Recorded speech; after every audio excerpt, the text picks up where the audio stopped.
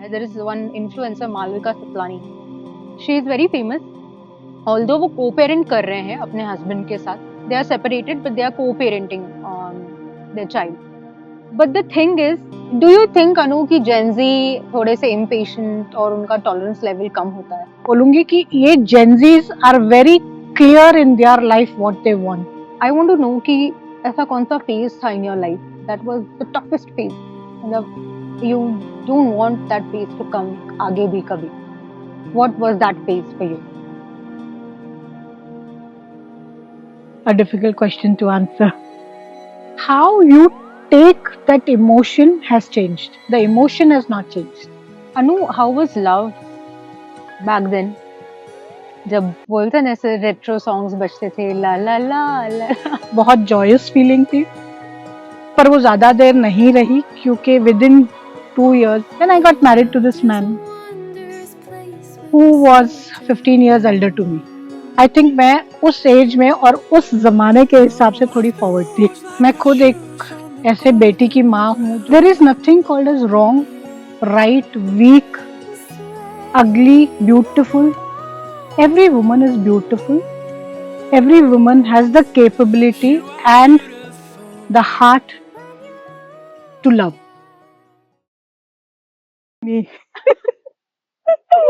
कैसे हो अनु आप? मैं बढ़िया हूँ पूनम, आप कैसे हो? बहुत बढ़िया. अनु, आई वांट टू नो कि आपके नाम का अनु का मीनिंग क्या है? Good question.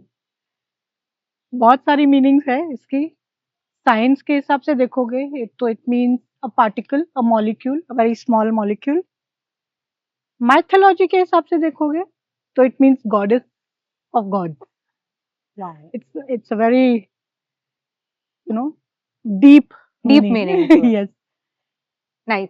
अनु, आपकी एज क्या है अभी फिलहाल, if I may ask? Thank you. I would like to keep this as a secret, but I would say I'm curious and young, and also at the same time experienced enough to share a lot of wisdom and knowledge. Absolutely. और मुझे पता है that आज इस episode में काफी कुछ मैं एक्सपेक्ट कर सकती हूँ. अनु, आप एक रिटायरमेंट के एज में हो, राइट? आई वुड से करेक्ट. बट इस एज में भी आपकी एनर्जी इज वेरी मच एकदम टॉप नॉच. आप अभी अपने लाइफ में रिटायरमेंट एज में और क्या अचीव करना चाहते हैं, और क्या करना चाहते हैं? Personally if you ask me, मुझे ऐसा लगता है there is no retirement age. Okay. Retirement is just a mindset. Absolutely. Like I told you, मैं उतनी यंग हूँ कि मैं इतनी क्यूरियस हूँ बहुत कुछ सीखने के लिए. तो अगर मैं रिटायर हो जाऊंगी तो मैं सीखूंगी कैसे? करेक्ट है ना? एब्सोल्युटली. और एक्सपीरियंस, आई बिलीव कि आप जितना सीखोगे उतना कम है. इतना कम. And every day is a learning. Every step of your life teaches you something. तो मुझे ऐसे लगता है कि I am always young you are and always curious young to and learn. Right. और जैसे आपने कहा कि कोई एज नहीं होती रिटायरमेंट की, आप करेक्ट. हमेशा कुछ ना कुछ नया नया सीखते रहते हो. तो जैसे कि आपने ऑलमोस्ट आपकी पूरी जिंदगी काम किया है, ऑलमोस्ट, ये काम के दौरान, ये पूरी जर्नी में आपने क्या सीखा? एक चीज तो सीखी है, ह्यूमन टच सबसे इंपॉर्टेंट होता है. कोई आपकी रिस्पेक्ट करे ना करे, अच्छा चले ना चले, बात करे ना करे, आपकी जो फीलिंग्स है सामने वाले इंसान के लिए, उसको नजरिए में रखते हुए आप अपना बिहेवियर उस इंसान की तरफ अच्छा रखें.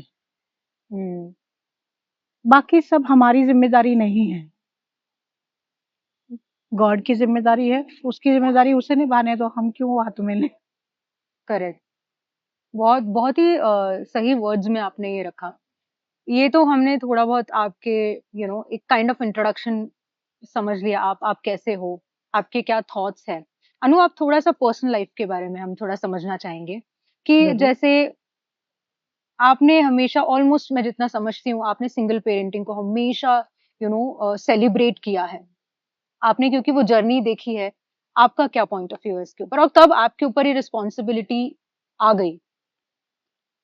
सिंगल पेरेंटिंग, मैं ये बोलूंगी कि हाँ, ये रोलर कोस्टर राइड जरूर है, but at the same time बहुत मोटिवेटिंग भी है। क्योंकि क्या होता है कि जब आप को पेरेंटिंग करते हो तो आप बहुत ज्यादा डिपेंडेंट भी हो जाते हो कभी कभार।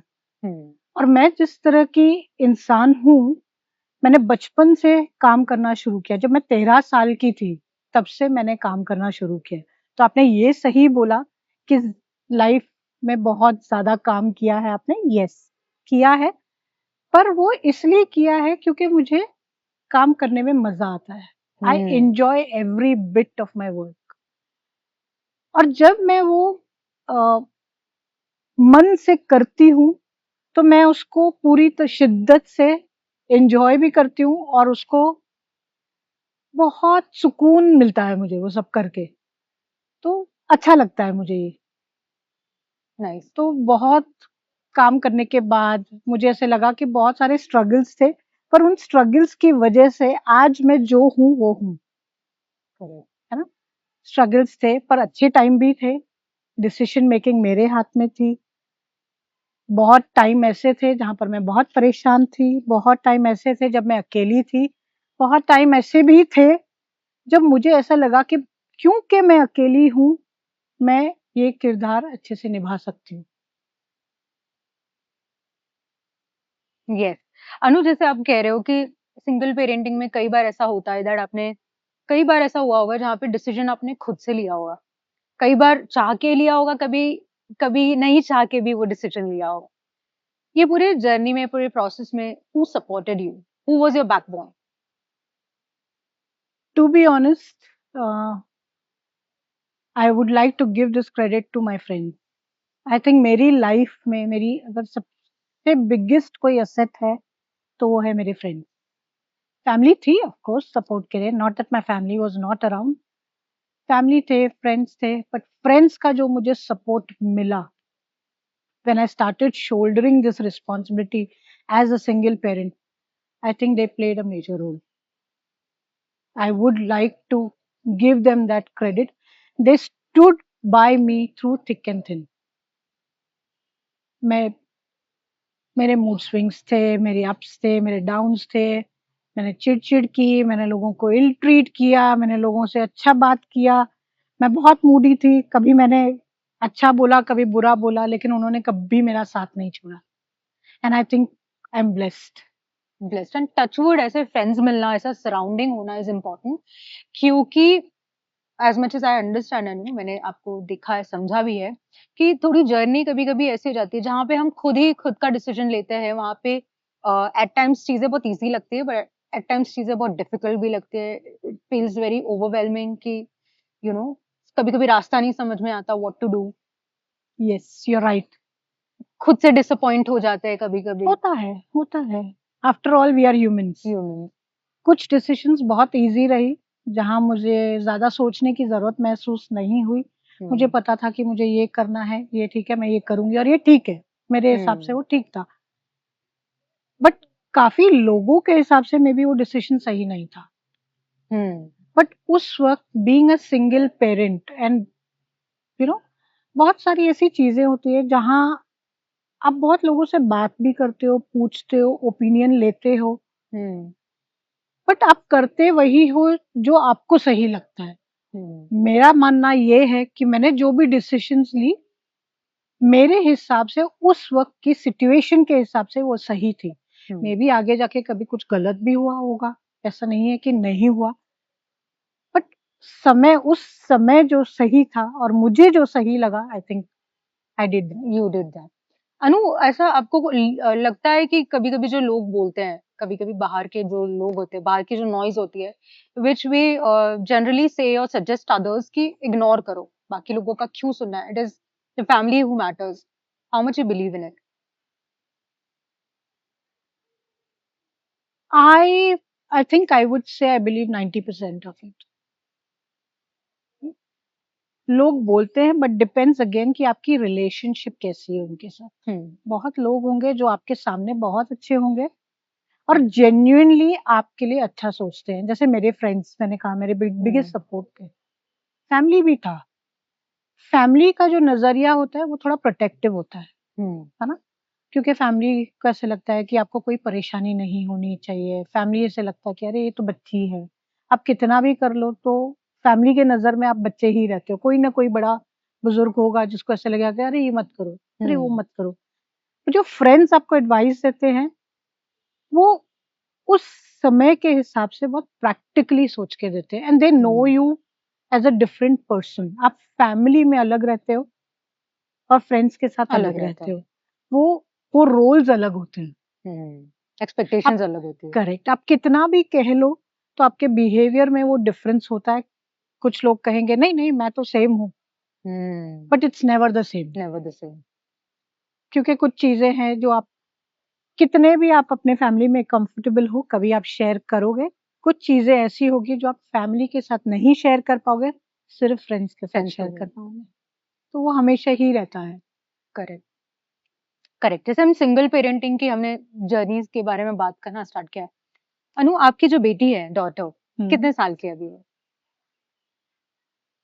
मैं उसकी एज तो नहीं रिवील करना चाहूंगी, but I would say she is at a phase in her life where she can make her own decision. Correct. And you, I am totally, completely sure about it कि आपने भी उन्हें ऐसे ही strong बनाया होगा the way you are. Anu, if I may ask and if you're comfortable, कि ये जो सिंगल पेरेंटिंग की जो जर्नी थी, ये सिचुएशन पैदा कैसे हुई, आई कैसे? It's a very long story. As a kid, अगर आप मुझे पूछोगे तो I was a tomboy. तो शादी was never my फोर्टे से मुझे लगता था उस वक्त। मैंने पहले भी कहा कि सिचुएशन के हिसाब से आपकी डिसीजंस चेंज होती है। At one point in time there was this man who came into my life, and मुझे ऐसे लगा कि ओके सेटल हो जाते हैं, ठीक है ट्राई तो कर ही लेते हैं, नहीं वर्कआउट हुआ तो देखा जाएगा। आई थिंक मैं उस एज में और उस जमाने के हिसाब से थोड़ी फॉरवर्ड थी, क्योंकि मेरी इरा में वो सोचना कि नहीं वर्कआउट हुआ तो आई विल वॉक आउट, ये बहुत बड़ा डिसीजन होता था। Then I got married to this man who was 15 years elder to me, but a very mature man, and I would say a single man woman, the only man whom I loved in my life and I still love. Single parenting after 4 years of my marriage when ऐसा हुई, I was overwhelmed, overjoyed, पता नहीं mixed feelings बोल नहीं सकती हूँ, क्योंकि पता नहीं था कि मैं वो रोल निभा पाऊंगी या नहीं, क्योंकि मैं खुद एक टॉमबॉय थी और मैंने कभी औरतों वाली या लड़कियों वाली हरकतें नहीं की थी। तो मेरे लिए वो बहुत अलग फीलिंग थी। बट उसको देखते ही जैसे कहते हैं ना आप सारी दुनिया भूल जाते हो, वो वाली फीलिंग थी, बहुत जॉयस फीलिंग थी। पर वो ज्यादा देर नहीं रही, क्योंकि with in 2 years my husband passed away. The man I loved, the man I lived for, the man I fought with him. I fought like crazy. We had our own ups, we had our own downs, we had our disagreements, we had our agreements. But I would say उस इंसान ने मुझे बहुत कुछ सिखाया। Romy ने मुझे दुनिया दिखाई, है ना? तो उसने मुझे इतना स्ट्रांग बनाया कि मैं सोचती थी कि मैं कभी हैंडल नहीं कर पाऊंगी मदरहुड, बट मैंने वो 2 साल जब तक वो था तब तक मैंने वो हैंडल किया उसकी मदद से। He was a part of every activity that I did. Baby के डायपर्स चेंज करने हैं, बेबी को खाना खिलाना है, से लेके वॉक करना सिखाना है, से बोलना सिखाना है। आई थिंक मैं उतना बात नहीं करती थी जितना उसके पापा उससे बात करते थे, और मेरी बेटी ने पहला शब्द पापा बोला था। वाह। फिर जब 2 साल बाद that phase came into my life when he was no more, my single parenting started. It was not easy. I think 1 year तो मुझे खुद को ही लगा, खुद को संभालने में, क्योंकि मुझे झगड़ा करने के लिए कोई चाहिए था, मुझे आर्ग्यू करने के लिए कोई चाहिए था बाय नेचर। डिस्कस करने के लिए कोई चाहिए था, मुझे सिखाने के लिए कोई चाहिए था। वो मुझे हमेशा बोलता था, अरे ये खाना सीख लो, तुमको अच्छा लगता है खाना, तुम्हें कभी बनाना पड़े तो आना चाहिए। मैं बोलती, अरे तुम हो ना, मैं क्यों सीखूं। तो ये सब कमियां ना बाद में महसूस होती है। एक साल बाद जब मैं थोड़ी सेटल हुई, उस एक साल में मेरे फ्रेंड्स ने जितना मुझे सपोर्ट किया, मोटिवेशन दिया जीने के लिए, I will for ever be grateful in my life. वहां से जो अब मेरी जर्नी शुरू हुई, it has been never ending. But it's so beautiful Anu, आपका लव स्टोरी सुन के इट फील्स लाइक लव। मेरा क्वेश्चन डेफिनेटली आएगा ही आगे चल के भी, बट लव को आपने बहुत ही अच्छे तरीके से एक्सप्लेन कर दिया। अभी भी I can totally relate and understand अभी आप क्या बोल रहे हो कि even though he is not there, अभी फिजिकली नहीं है, बट आपके मेमोरीज में हमेशा है वो। एंड एज अ फादर अगर वो होते तो डेफिनेटली सिचुएशन आज बहुत अलग होती for Vanessa and for you as well. जैसे आपने कहा कि हर सिचुएशन में वो आपको यू नो एक बोलते हैं ना कि आइसिंग ऑन द केक हो जाती है। आप वैसे भी कंप्लीट हो, बट वो एक और लेयर ऐड कर रहे हैं आप पे। So that I can totally understand. Anu, if I may ask कि सिंगल पेरेंटिंग के कुछ प्रोज एंड कॉन्स आप बता सको। प्रोज भी है, बहुत है। सिंगल पेरेंटिंग के प्रोज ये है कि आप इतने इंडिपेंडेंट हो जाते हो कि आप किसी भी सिचुएशन को हैंडल कर सकते हो। लाइफ आप पे जो भी थ्रो करे, आपके लिए कुछ भी नामुमकिन नहीं होता है, हर चीज पॉसिबल है। मे भी आप थोड़ा स्ट्रगल करोगे, सोचोगे, कभी डिस्टर्ब होगे, कभी बहुत नींद नहीं आएगी, रेस्टलेस होगे, एंजाइटी होगी, बहुत डिफिकल्टी होगी, लेकिन आप बिना किसी की मदद के आप वो डिसीजन ले पाओगे। ये एक प्रो है। आपको कहीं जाना है, आप आंसरेबल नहीं हो, आप उठ के जा सकते हो, अपनी मर्जी से कभी भी आ सकते हो, अपनी मर्जी से कुछ भी कर सकते हो। ये एक प्रो होता है। कौन? यस, वो भी है, बहुत सारे हैं। बहुत ऐसी सिचुएशंस आई मेरी लाइफ में इस सिंगल पेरेंटिंग के दौरान, जब मुझे ऐसे लगा कि आज मेरी बेटी वेनेसा के अगर पापा होते तो ये डिसीजन शायद मेरे लिए लेना बहुत इजी हो जाता। शायद मुझे वो स्ट्रगल नहीं करना पड़ता, शायद मुझे वो सोचना ही नहीं पड़ता कि क्या करूं और क्या ना करूं, बिकॉज मुझे पता होता कि मेरी बाउंड्री ये है, ये डिसीजन उसके पापा ले सकते हैं। बट कौन ये है कि अब वो नहीं है, तो वो माता और पिता दोनों का रोल प्ले करना कभी कभी डिफिकल्ट हो जाता है। और ऐसी, and specially when your child in his और हर टीनेज, उस वक्त बहुत सारी ऐसी सिचुएशंस आती हैं जो हैंडल करना थोड़ा डिफिकल्ट हो जाता है। नहीं, इसलिए नहीं क्योंकि आप हैंडल नहीं कर सकते हो, पर आपको पता नहीं होता है कि मैं सही कर रही हूँ या गलत कर रही हूँ। और आपको, और ऐसी सिचुएशंस होती है कि आपको कुछ बातें आप किसी से डिस्कस भी नहीं कर सकते, क्योंकि वो आपके बच्चे के बारे में है। तो क्योंकि लोग अपना ओपिनियन बना लेते हैं, लोग जज करते हैं, तो आप उस कश्मकश में होते हो कि मैं ये बात करूं या ना करूं, मैं ये किसी से पूछूं या किसी से ना पूछूं। Finally you come to that point where you think मेरे पास ऑप्शन नहीं है। You don't have an option because you are a single parent. ये आप ही को सोचना है और आप ही को करना है, और आपके हिसाब से जो सही है, जो भी ठीक लगे वो डिसीजन ले लो, फिर आगे देखा जाएगा जो होगा, सही है या गलत। यस, सो ब्यूटीफुली एक्सप्लेन अनु। जैसे कि हम देखते हैं, जैसे आपने भी अभी कहा कि you no so many situations जहाँ पे आप कभी कभी समझ पाते हो, नहीं समझ पाते हो। ऐसे बहुत से पेरेंट हम अभी भी देखते हैं इन द सोसाइटी जहाँ पे को पेरेंट करते हैं दो partners, but sometimes we also see that men, I wouldn't say कि सब लोग ऐसे हैं, बट कुछ ऐसे होते हैं आदमी जो कंप्लीटली अपने बच्चों की रिस्पॉन्सिबिलिटी मदर पे छोड़ देते हैं, financially, emotionally, everything. Like if I can give an example, जैसे आपने हमेशा अपने पूरी ऑलमोस्ट अपनी लाइफ काम किया है, there is one influencer Malvika Satlani, she is very famous, although वो को पेरेंट कर रहे हैं अपने हस्बैंड के साथ, they are separated but they are coparenting their child, but the thing is कभी कभी वो इतने बड़े इन्फ्लुएंसर होने के बाद उनका खुद का लाइफ बहुत बिजी रहता है।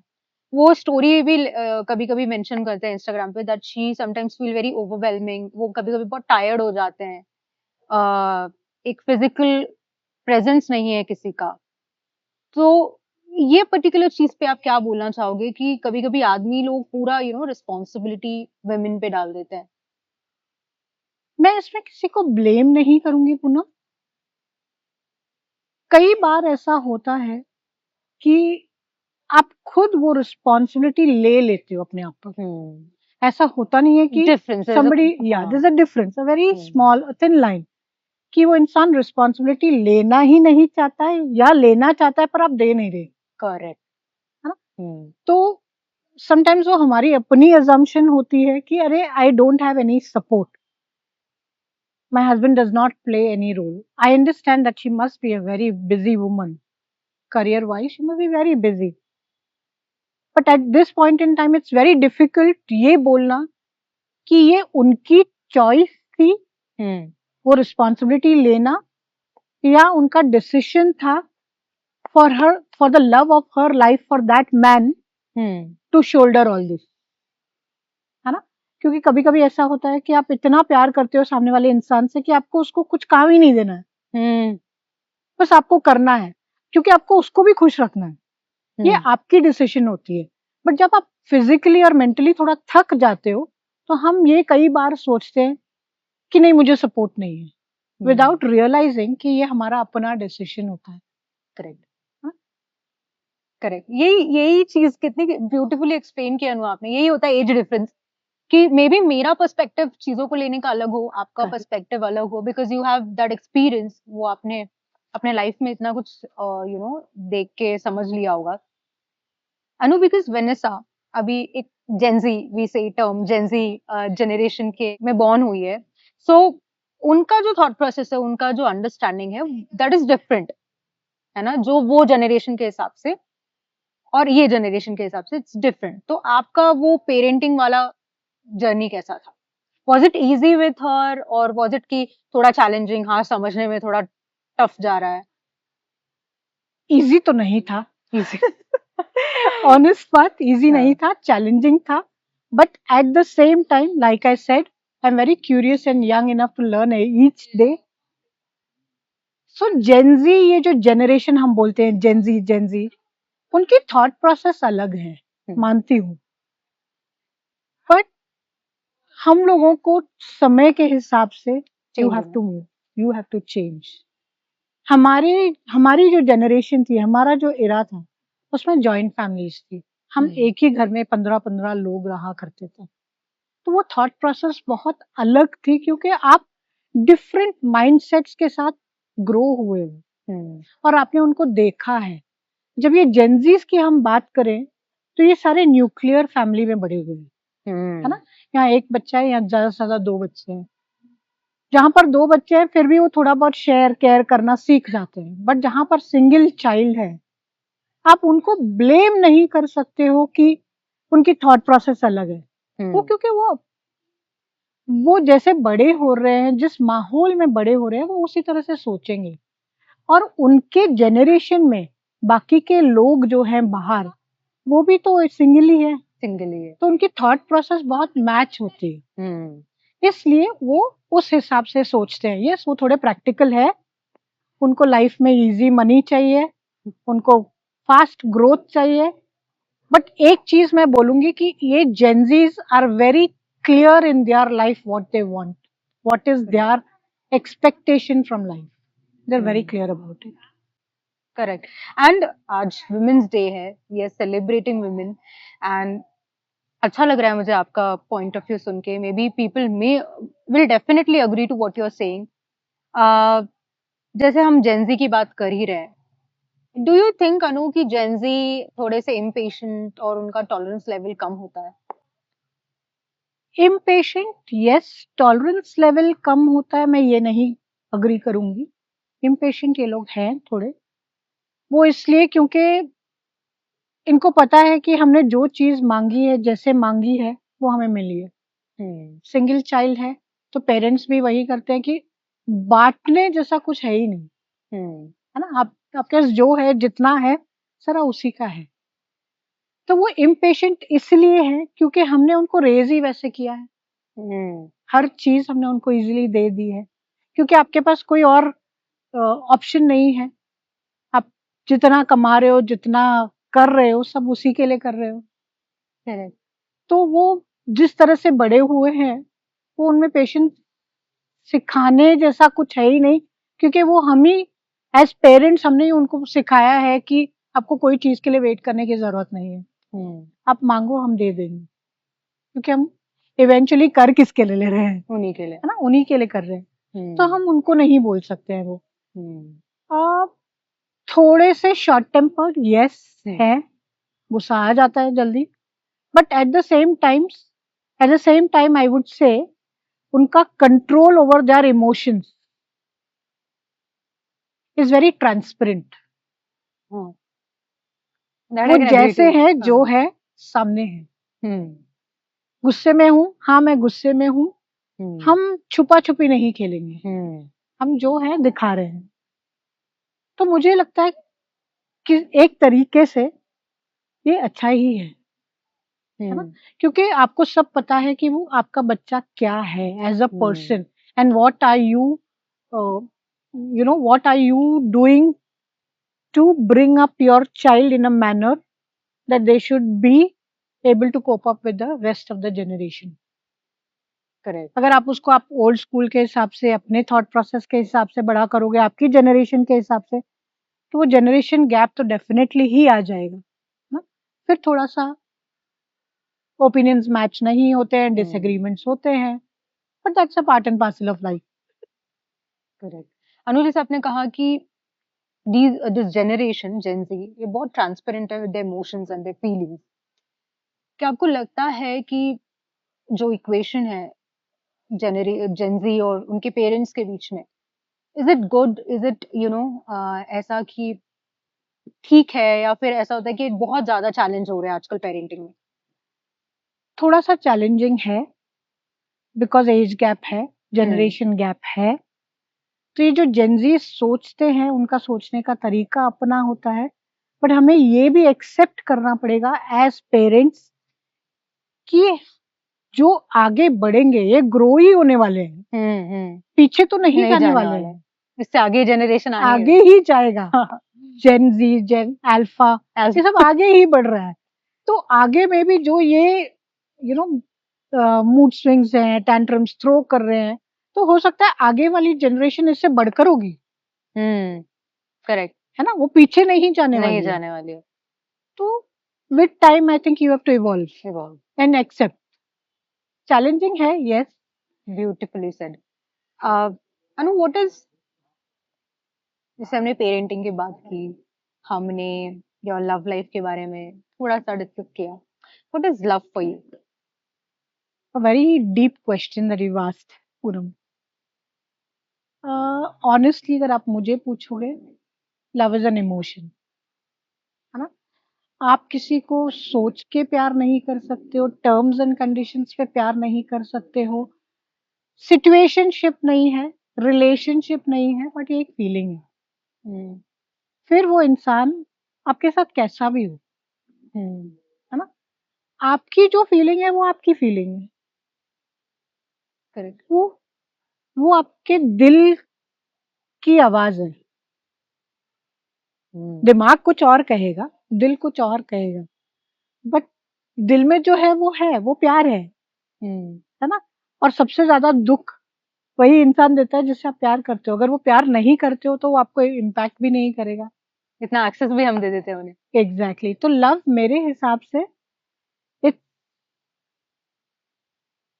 zero boundaries, zero situations. You love a person the way that person is. आप उसको चेंज करने के बारे में सोच भी नहीं सकते।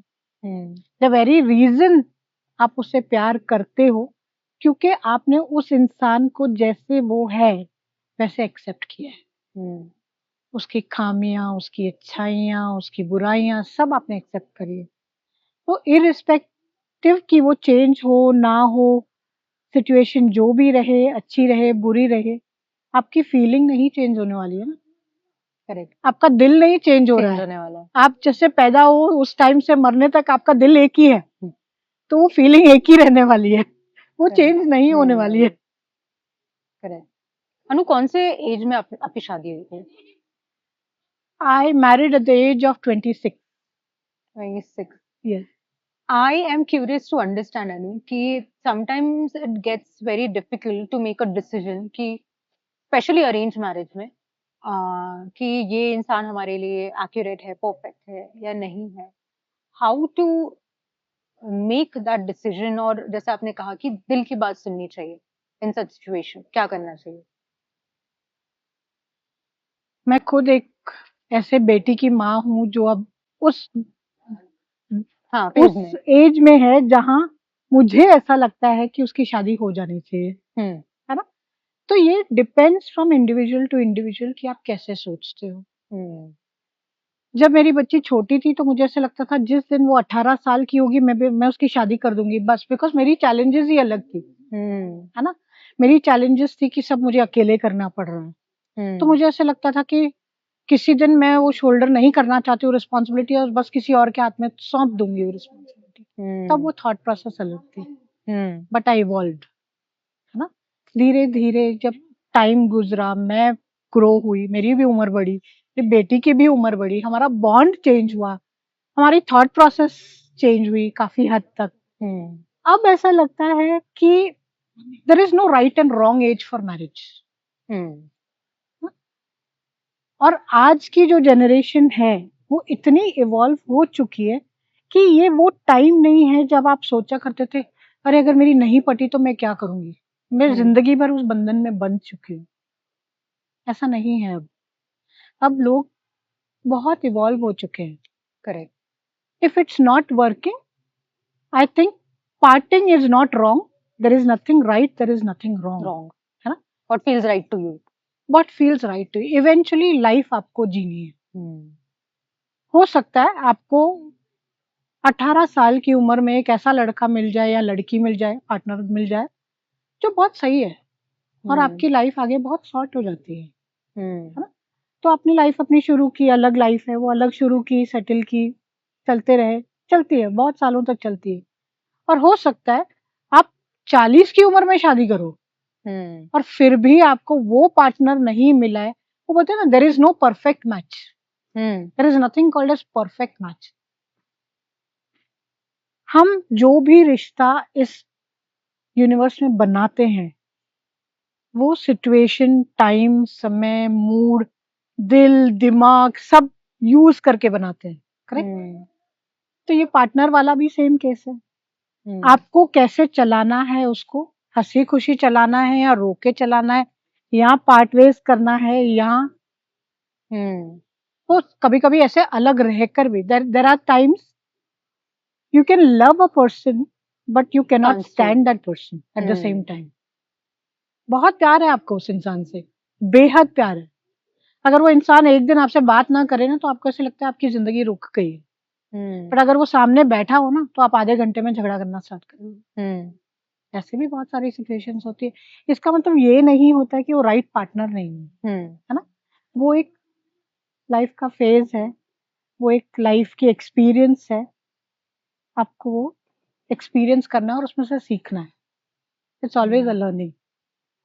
आई वुड ऑलवेज से किसी भी उम्र में किसी भी जनरेशन के लिए there is no one perfect.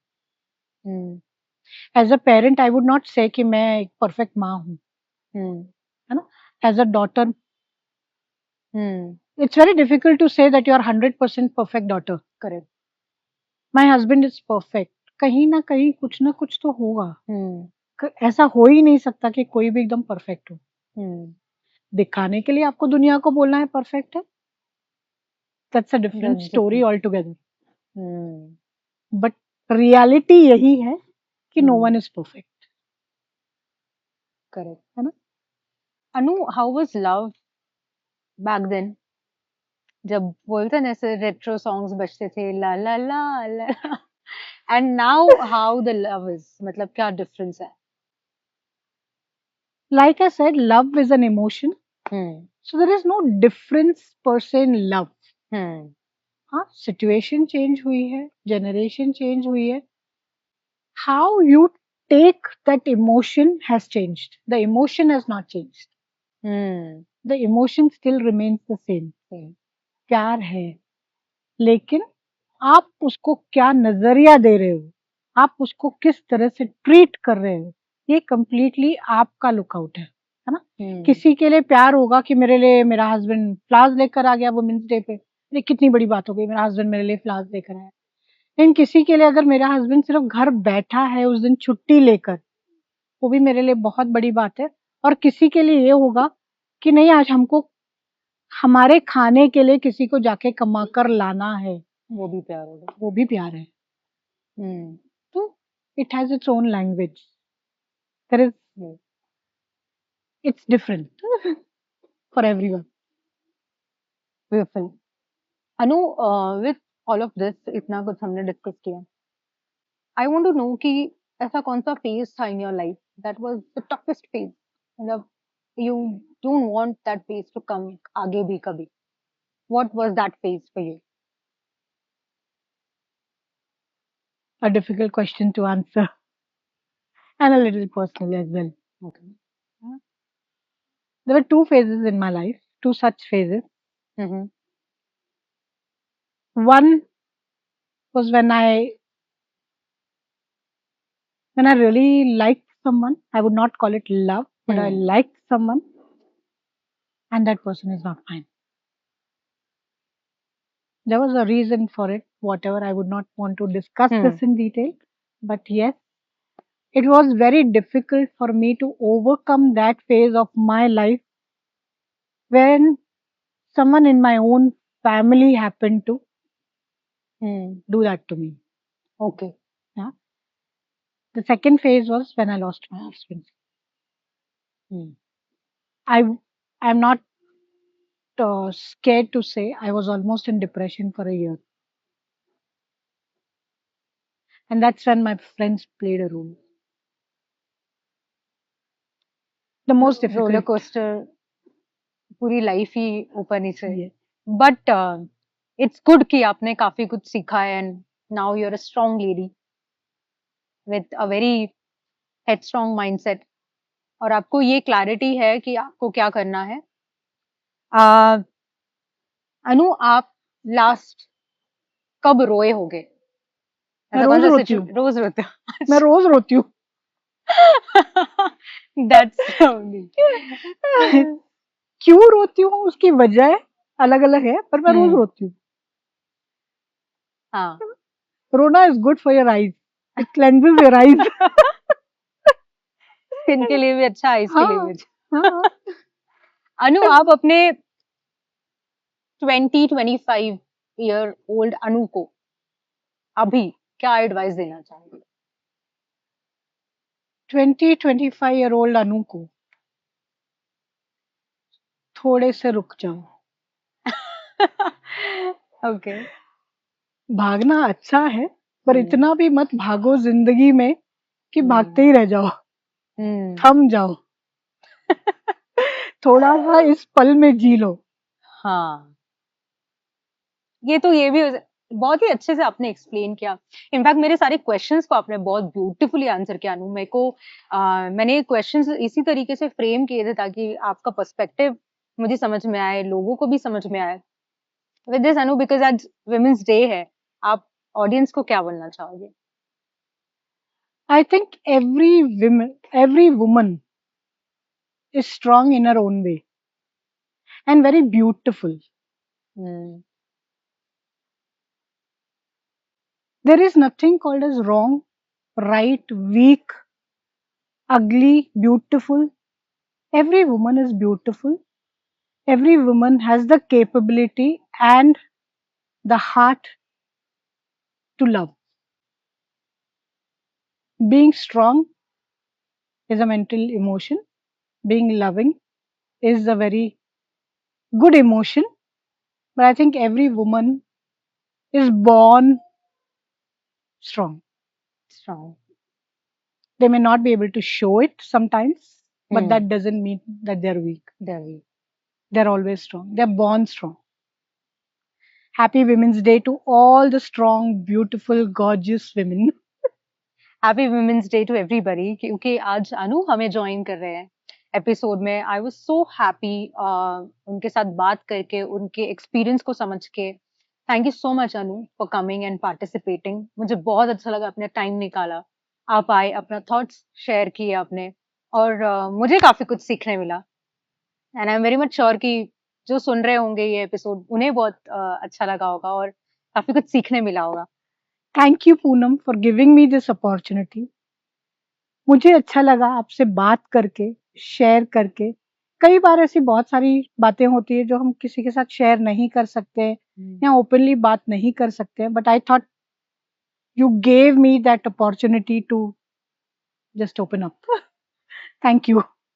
All my pleasure.